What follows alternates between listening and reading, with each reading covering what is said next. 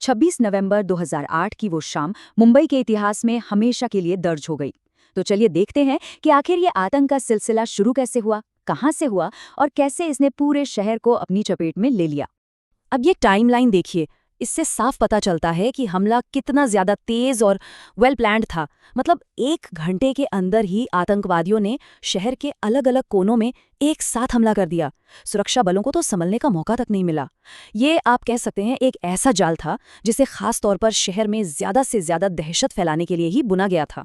शहर की धड़कन, छत्रपति शिवाजी टर्मिनस। सोचिए, वो जगह पल भर में मातम में डूब गई।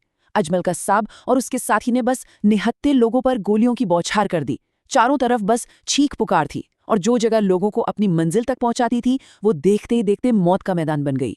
अकेले सीएसटी स्टेशन पर 58 लोग मारे गए थे, लेकिन गोलियों की उस गूंज के बीच ना एक आवाज थी जिसने उम्मीद जगाई। Railway announcer Vishnu Dattaram.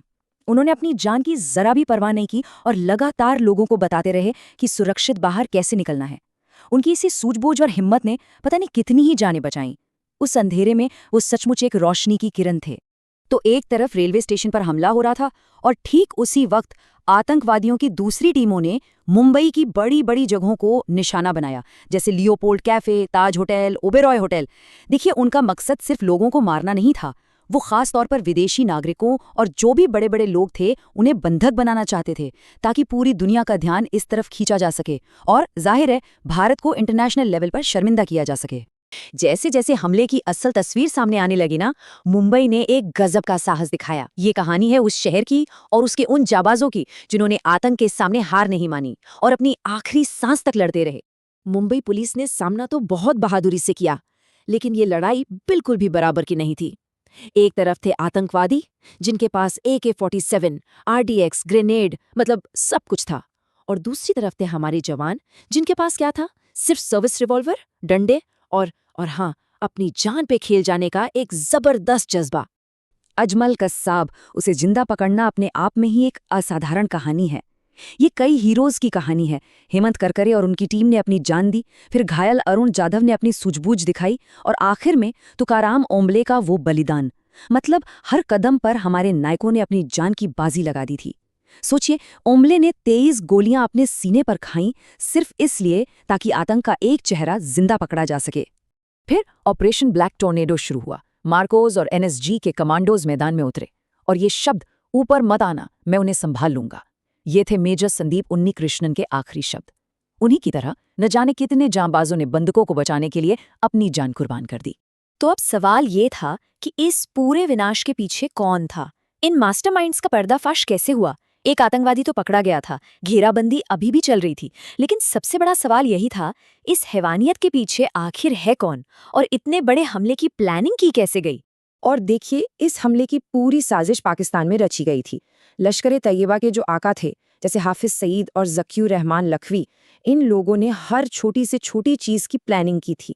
और तो और पाकिस्तान में बैठे हैंडलर्स लगातार सैटेलाइट फोन पर आतंकवादियों को निर्देश दे रहे थे, रियल टाइम में। इस पूरी साजिश में एक नाम बहुत जरूरी है, डेविड कोलमैन हेडली। वो इस हमले की सबसे, कह सकते हैं, सबसे अहम और धोखेबाज कड़ी था। क्यों? क्योंकि उसके पास था अमेरिकन पासपोर्ट। उसी की आड़ में वो एक टूरिस्ट बनकर मुंबई आया, कई बार आया और आतंकवादियों को वो सारी जानकारी दी जिसकी उन्हें जरूरत थी। मतलब कहाँ से घुसना है, कहाँ छिपना है, किससे टारगेट करना है, सब कुछ। अब ये जो 10 आतंकवादी थे ना, ये कोई मामूली अपराधी नहीं थे। इन्हें एक बहुत ही कठोर और क्रूर ट्रेनिंग से गुजारा गया था। उनका पूरी तरह से ब्रेन वॉश किया गया, उन्हें नफरत और हिंसा से भर दिया गया और एक बेरहम किलिंग मशीन में बदल दिया गया। उन्हें बस इसी तरह तैयार किया गया था कि वो बिना कुछ सोचे समझे सिर्फ और सिर्फ मौत बरसाएं। तो 60 बेहद दर्दनाक घंटों के बाद 29 नवंबर को ये घेराबंदी खत्म हुई। लेकिन भारत के लिए एक हिसाब का दौर, एक आत्ममंथन का दौर अब बस शुरू ही हुआ था। 166 निर्दोष नागरिक और सुरक्षाकर्मी मारे गए। ये सिर्फ एक नंबर नहीं है, ये 166 परिवारों की कहानियां हैं जो एक रात में हमेशा हमेशा के लिए बदल गईं। ये एक ऐसा जख्म है जो शायद कभी भी पूरी तरह से नहीं भर पाएगा। 300 से ज्यादा लोग घायल हुए, लेकिन सच तो ये है कि असली संख्या इससे कहीं ज्यादा है। ऐसे न जाने कितने लोग हैं जो आज भी शारीरिक और मानसिक घावों के साथ जी रहे हैं, ऐसे जख्म जो उन्हें हर पल उस खौफनाक रात की याद दिलाते हैं। पूरे 60 घंटे भारत की आर्थिक राजधानी मुंबई एक तरह से बंधक बनी रही। पूरी दुनिया की नजरें भारत पर थीं और हर कोई बस यही देख रहा था कि कैसे एक शहर, एक देश आतंक के इतने क्रूर रूप का सामना कर रहा है। इन हमलों का नतीजा ये हुआ कि हमारी सुरक्षा प्रणाली की बड़ी-बड़ी कमियां सामने आ गईं और इसी के बाद भारत ने अपनी पूरी नेशनल सिक्योरिटी स्ट्रैटेजी में बड़े बदलाव किए, जैसे NIA यानी नेशनल इन्वेस्टिगेशन एजेंसी बनाई गई, कोस्टल सिक्योरिटी को बहुत मजबूत किया गया और इंटेलिजेंस सिस्टम को भी पहले से कहीं ज्यादा बेहतर बनाया गया। तो आखिर में सवाल यही बचता है कि एक राष्ट्र ये कैसे सुनिश्चित करे कि उसका सबसे काला दिन फिर कभी ना लौटे।